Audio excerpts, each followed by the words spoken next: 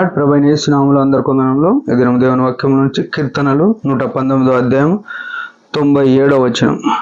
నీ ధర్మశాస్త్రము నాకెంతో ప్రియముగానున్నది, దినమెల్లా నేను దానిని ధ్యానించుచున్నాను.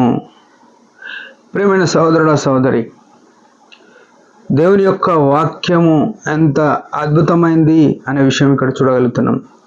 ఏమంట, నీ ధర్మశాస్త్రము నాకెంతో ప్రియముగానున్నది అంటే దేవుని యొక్క ధర్మశాస్త్రము ఈ యొక్క గ్రంథకర్త ఇష్టపడ్డట్టు చెప్తున్నాడు. నాకు ఇష్టం, నాకు ప్రియము అని చెప్తున్నాడు.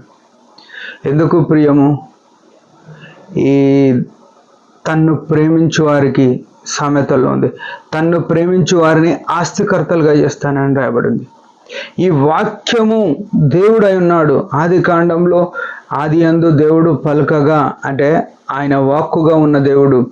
మొదటి యోహాను సువార్త 1:14 ఆ వాక్యమే శరీరధారి అయి కృపా సత్య సంపూర్ణుడుగా మన మధ్య నివసించను అని రాయబడి. ఈ వాక్యము యేసుక్రీస్తు ప్రభువుగా ఈ లోకంలో 33 సంవత్సరాలు జీవించి, ఆయన వాక్యానుసారంగా జీవించి, వాక్యానుసారంగా మాట్లాడి, వాక్యానుసారంగా శిలువలో ప్రాణం పెట్టి, వాక్యానుసారంగా మృతి చెంది పునరుత్థానుడై తిరిగి లేచినాడు. ఈ వాక్యం ఎంత అనుసరించవలసిన బాధ్యత, ఖచ్చితమైన స్థితి మన జీవితాల్లో ఉండాలని దేవుని యొక్క కోరిక. అయితే ఇది అనుసరించాలంటే ఎప్పుడు అనుసరించగలుగుతాము? ఈ భక్తుడు చెప్తున్నట్టుగా నీ ధర్మశాస్త్రం నాకు ఎంతో ప్రియముగా ఉన్నది. అంటే మనం ఎవరైనా ఇష్టపడితే వారితో మాట్లాడాలని ఎక్కువ ఇష్టపడతాం, వారితో ఒక సమయం గడపడానికి ఇష్టపడతాం.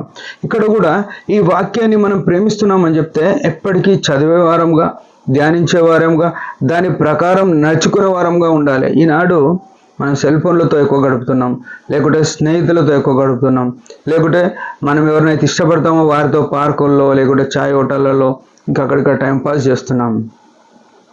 కానీ ఈ భక్తుని యొక్క ఆలోచన, నీ ధర్మశాస్త్రం నాకు ఎంతో ప్రియముగానున్నది. చాలామంది కూడా చెప్తాం వాక్యం అంటే నాకు చాలా ఇష్టం అని చెప్పేటోళ్ళమే, కానీ మనమంతా దేవుని మోసం చేస్తున్నాం. దేవుని అబద్ధంతో మనము ఉన్నాము, దేవునికి అబద్ధం చెప్తున్నాం. ఎందుకంటే ఒకవేళ ధ్యానించినట్టయితే ఆ వాక్యము మనకు నిజంగానే ఇష్టం అని చెప్పేటోళ్ళము ఏం చేయాలా? 2వ లైన్లో ఉంది కదా, దినమెల్లా నేను దానిని ధ్యానించుచున్నాను. ఈ విషయంలో తప్పిపోతున్నాం మనం. మొదటి విషయంలో, వాక్యంలో ప్రేమించే విషయంలో ఎంతమంది ప్రేమిస్తున్నారంటే అందరం చేయొచ్చు, కానీ దినమెల్లా ధ్యానించే విషయంలో వస్తే అసలు అర్థం లేని స్థితి. ఉదాహరణకు ఒక మనిషి ఉద్యోగానికి పోతే, ఏ కంపెనీలో అయినా 8 గంటలు ఉద్యోగం చేస్తా అంటే 8 గంటలు ఉద్యోగం చేస్తాడు. ఇంకెక్కువ చేస్తే ఓటీ డబ్బులు వస్తాయి. సాధారణంగా మనుషులు నిద్రపోతారు. రాత్రి ఎన్ని గంటలు పోతారు? 8 గంటలు కొందరు పోతారు, కొందరు 6 గంటలు పోతారు, కొందరు 4 గంటలు పోతారు, కొందరు 10 గంటలకి పోవచ్చు అవకాశం ఉన్నది. కానీ దేవునితో గడిపే సమయం మనది ఎంత? వాక్యం చదివే సమయం ఎంత? ప్రార్థన చేసే సమయం ఎంత అనుకుంటే ఒకసారి ఎవరికి వారమే ఒకసారి మనం ఆలోచన చేసుకోవాలి. ఉద్యోగానికి 8 గంటలు తప్పదు, నిద్రపోకడా 6 లేకుంటే 8 తప్పదు ఆ గంటలు. కానీ వాక్యం చదవడానికి 10 నిమిషాలు ఒక అధ్యాయం ఉంటుంది, ఆ అధ్యాయం చదువుతుండొచ్చు. 10 నిమిషాలు ప్రార్థన చేస్తున్నామంటే అది గొప్ప విషయం. ఇంకెంత ఎక్కువ చేయాలి, కానీ ఆ 10 నిమిషాలు చేయడమే అంత. మన పరిస్థితులు, మన చుట్టూ అనేకమైన వ్యాపకాలు ఉన్నాయి. మనం ప్రార్థన చేస్తుంటే ఎవరైనా రాగానే మనం బైబిల్ సైడ్ వెళ్ళిపోతాం, ప్రార్థన చేస్తుంటే బైబిల్ చదువుతుంటే ఎవరైనా పిలవగానే ఏ సైడ్ వెళ్ళిపోతాం. జీవదాత అయిన యేసు ప్రభువును, ఆయన మన కొరకు సిలువలో ప్రాణం పెట్టినాడు.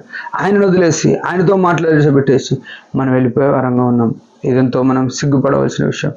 ఉదయకాలం దినమెల్లా ధ్యానించే స్థితిలో ఉన్నామా లేమా సరి చేసుకొని ఉండడానికి ప్రయత్నం చేద్దాం. దేవుడి మాట దీవించిన ఒక చిన్న ప్రార్థన. పరమ తండ్రి యేసు ప్రభు నామములో వందనాలు. నీ వాక్యంలో చెప్పబడిన రీతిగా నీ ధర్మశాస్త్రము నాకెంతో ప్రియమైంది. మేము కూడా అనేకసారి చెప్తున్నాం, కానీ దినమెల్లా ధ్యానించలేకపోతున్నాం. దయతో క్షమించు. నీతో దినమెల్లా ధ్యానించి నీ పాదాల చెంత ఉండుటకు సహాయపడమని యేసు ప్రభు నామములో ప్రార్థిస్తున్నాం తండ్రి, ఆమేన్. మీరందరి పరిచయం గురించి భారంగా ప్రార్థన చేయండి. Praise the lord.